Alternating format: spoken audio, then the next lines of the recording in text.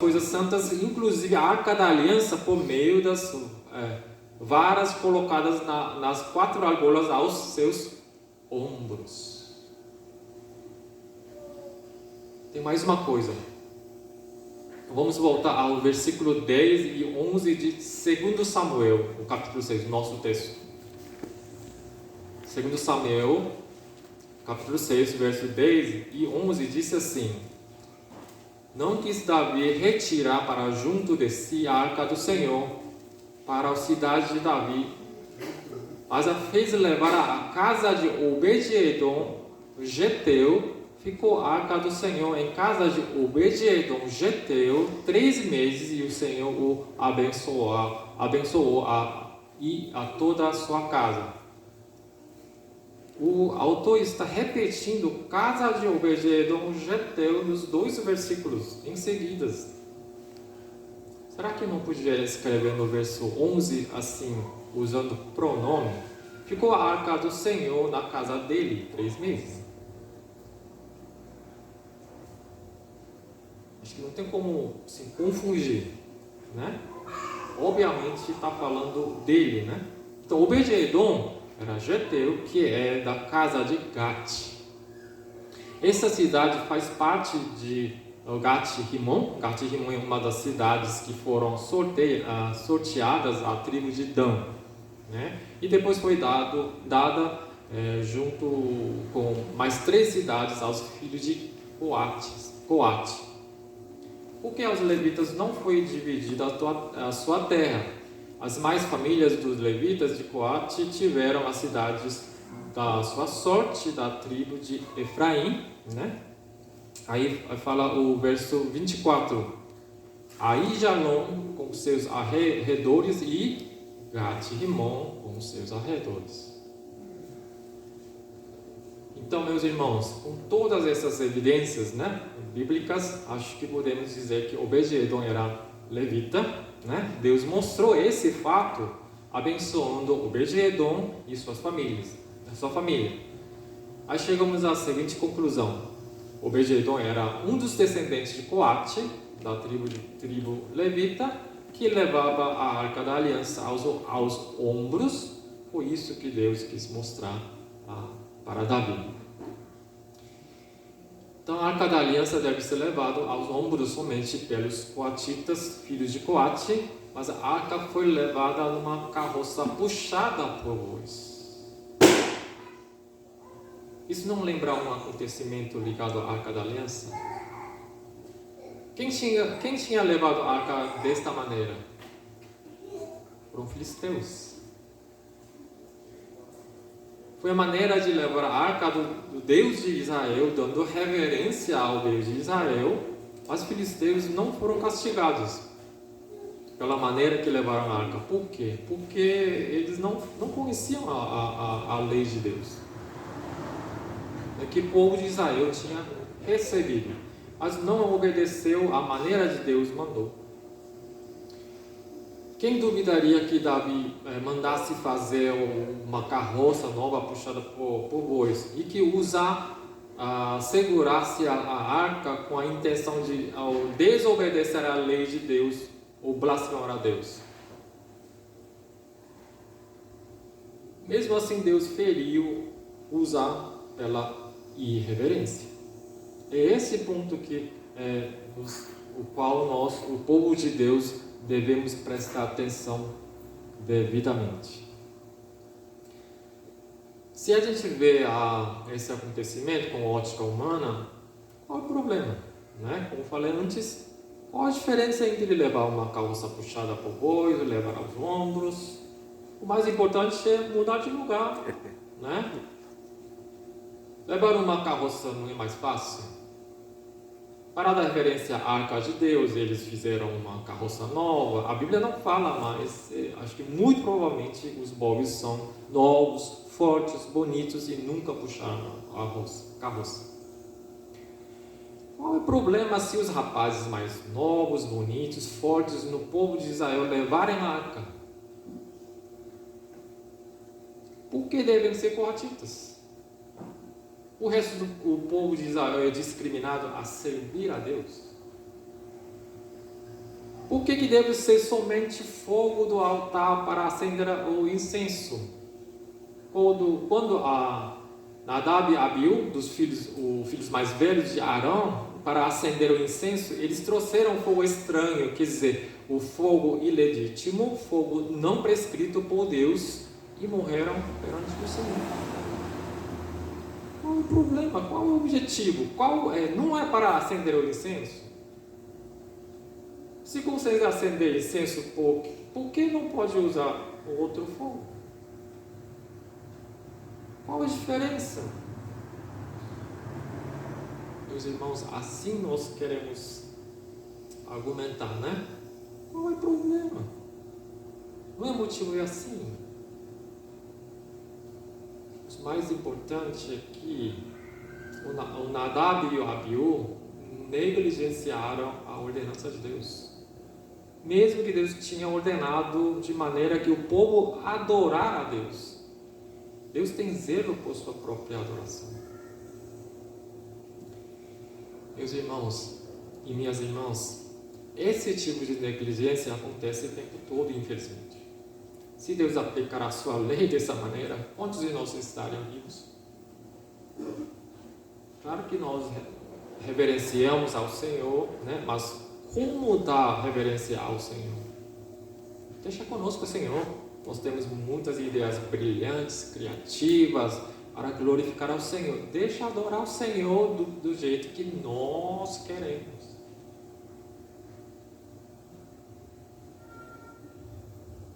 Será que não podemos colocar decorações, né, na Arca da Aliança?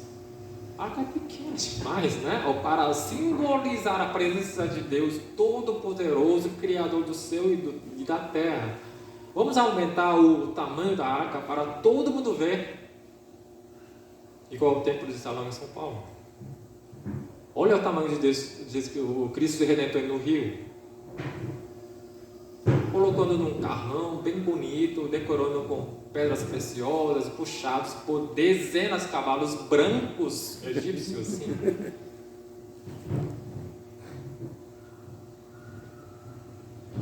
O mais importante é a vontade de Deus. Não é nossa vontade, não. O cristianismo é uma religião de obedecer a Deus, à vontade de Deus, fazer o que Deus quer, não o que nós queremos, não.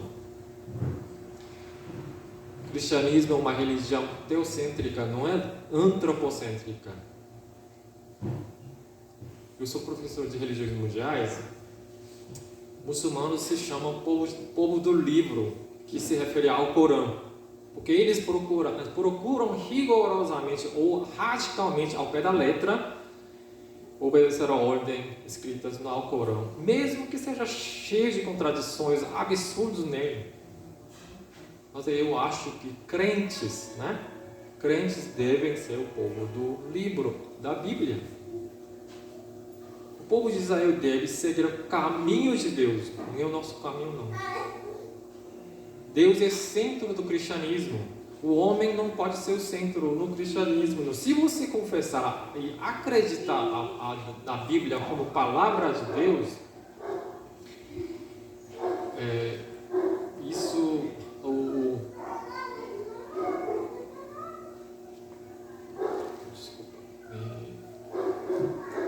se você confessar que acredita na Bíblia como palavra de Deus, claro que o Deus nos ama e abençoa sim, sem dúvida alguma.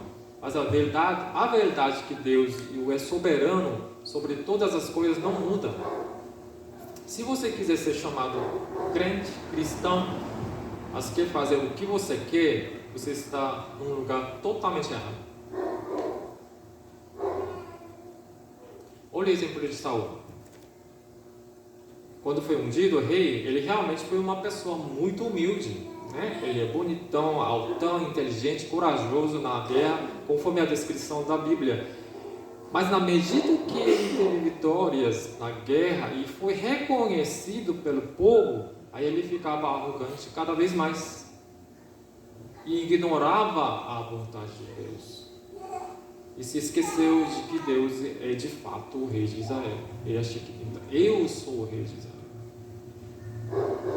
Quando o povo de Israel estava querendo lutar contra filisteus em 1 Samuel 13, antes do povo sair na batalha, foi Samuel que ia, né, oferecer o holocausto e oferta pacífica. Mas Samuel não chegou, mesmo tendo passado o tempo marcado. Aí Saul ficou sem paciência e ele mesmo ofereceu o holocausto no lugar de Samuel. Aí quando terminou de oferecer, Samuel aparece, que coisa. O que Samuel falou, o Saul falou Samuel, em 1 Samuel 13, como é um texto muito bem conhecido, eu vou ler, irmão, para você acompanhar. Samuel perguntou: que fizeste?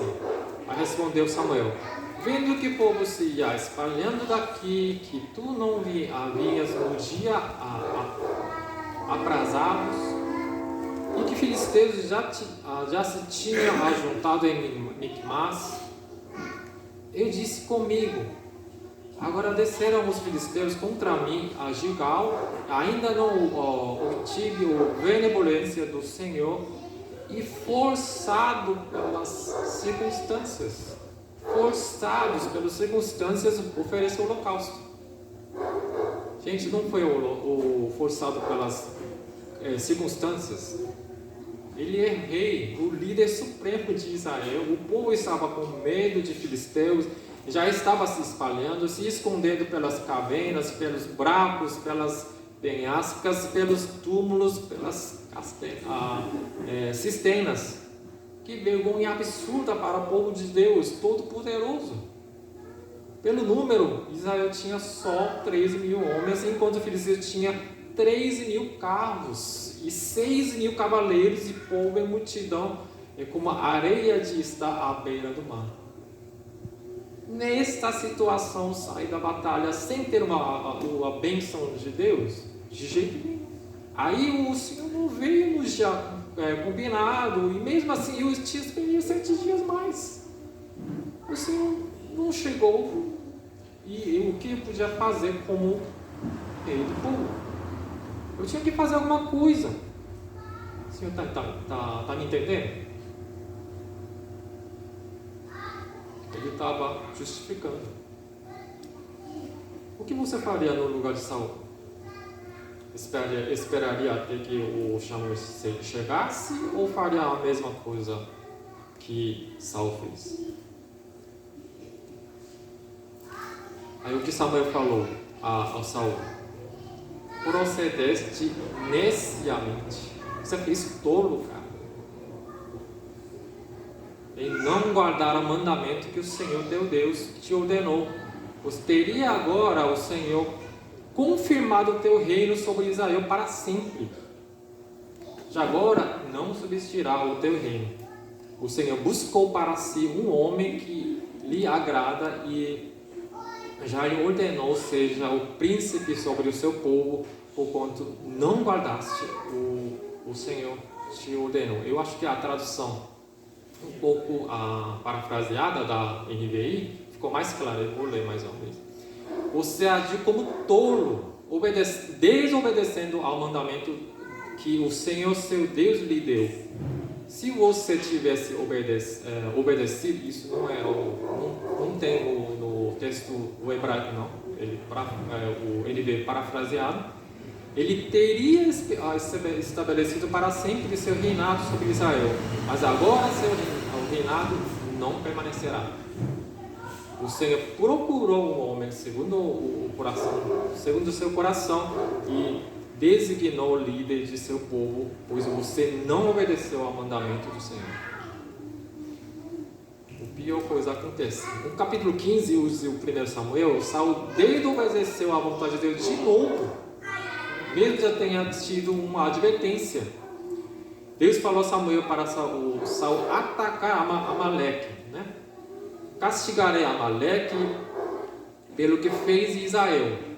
Ter se oposto Israel no caminho quando este subia ao Egito, vai pois agora o fere o Amaleque e destrói totalmente tudo que tiver, e nada lhe poupes. Porém, matarás homens, mulher, meninos, crianças de peito, bois, ovelhas, camelos e jumentos. Gente, tem que matar meninos, até o crianças recém-nascidos. Como é que Deus de amor e misericórdia pode ser tão cruel? E por que tem que matar os bois e ovelhas? O que eles fizeram? Eles são inocentes. Além disso, esses animais não meramente animais, mas bens como o dinheiro de hoje. Que desperdício. E o seguinte, tendo partido do deserto do Sim, quando o povo de Israel chegou ao Refidim, não tinha ali água para o povo beber. O povo reclamou, Deus deu água para eles. Aí amalequitas vieram atacar o povo de Israel. Nós sabemos muito bem essa história, né? Enquanto Moisés mantinha as mãos erguidas, os israelitas venciam. Quando Moisés ficou cansado, abaixar as mãos, amalequitas venciam. O que Arão fizeram? Eles mantiveram as mãos erguidas de Moisés, um de cada lado, e Josué derrotou o exército amalequita. Depois dessa luta, o Senhor Deus falou para Moisés: escreve isto para a memória num livro e repete-o a Josué. Porque eu hei de riscar totalmente a memória de amalequitas debaixo do céu. Deus quis que Amaleque fosse esquecido para sempre, debaixo do céu. Não somente matar os amalequitas, mas destruindo tudo que pertence a ele através de Saul, mas ele desobedeceu novamente à vontade de Deus. O que ele fez? Ele não matou todos os amalequitas, nem matou todos os animais. Ele capturou ao vivo Agag, o rei amalequita, e os melhores das ovelhas e dos bois, os bezerros, bolos e os cordeiros, porque tudo que era bom, mas tudo que era desperdível e inútil destruíram. Foi assim que Deus ordenou a ele. Quando Samuel falou sobre esta desobediência, o Saul respondeu: de Amaleque os trouxeram, porque o povo poupou o melhor das ovelhas e dos bois, para os sacrificar ao Senhor, ao teu Deus. O resto, porém, destruímos totalmente. O povo que poupou não foi o Senhor. Como é que posso rejeitar o desejo do povo? Eu sou rei deles. Eles quiseram sacrificar os melhores ao Senhor Deus. Qual é o problema seu, Samuel?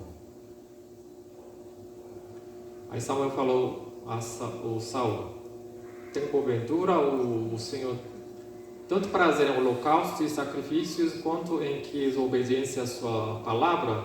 Eis que obedecer é melhor do que sacrificar, e atender melhor do que gorduras e caminhos. Finalizando meu sermão aqui, queridos meus irmãos e minhas irmãs da Igreja Presbiteriana Região Leste, o que Deus quer de nós é obediência. Não tente ajudar a Deus, nem ensina a Deus, Ele sabe tudo. Quando Abraão e Sara tentaram ajudar Deus na história de redenção, né, através de Ismael entre Abraão e Agar, mas o que aconteceu agora? Israel ainda está sofrendo a consequência cercado pelo povo árabe, que é o descendente de Ismael. A vida cristã é obedecer ao Senhor nosso Deus até que a hora de Deus chegue. Entusiasmo é muito importante na vida cristã, sim, sem dúvida alguma. Mas entusiasmo sem conhecimento correto da palavra de Deus é perigoso. Como nós vimos hoje, acontecimentos da Arca da Aliança, em fogo estranho. Eu queria terminar meu sermão citando mais um versículo com os irmãos, de Romanos 11, versos 33 e 36. Romanos 11, verso 33 a 36.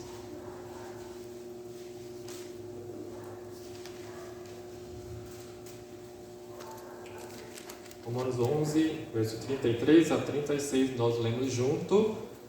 Ó Profundidade da riqueza, tanto da sabedoria como do conhecimento de Deus. Quão insondáveis são os seus juízos e quão inescrutáveis os seus caminhos. Quem, pois, conheceu a mente do Senhor? Ou quem foi o seu conselheiro? Ou quem primeiro deu a ele para que ele venha a ser restituído? Porque dele, e por meio dele, e para ele são todas as coisas. A ele, pois, a glória eternamente. Amém. Que essa confissão de Paulo seja nossa também na jornada da nossa vida cristã. Que Deus nos abençoe.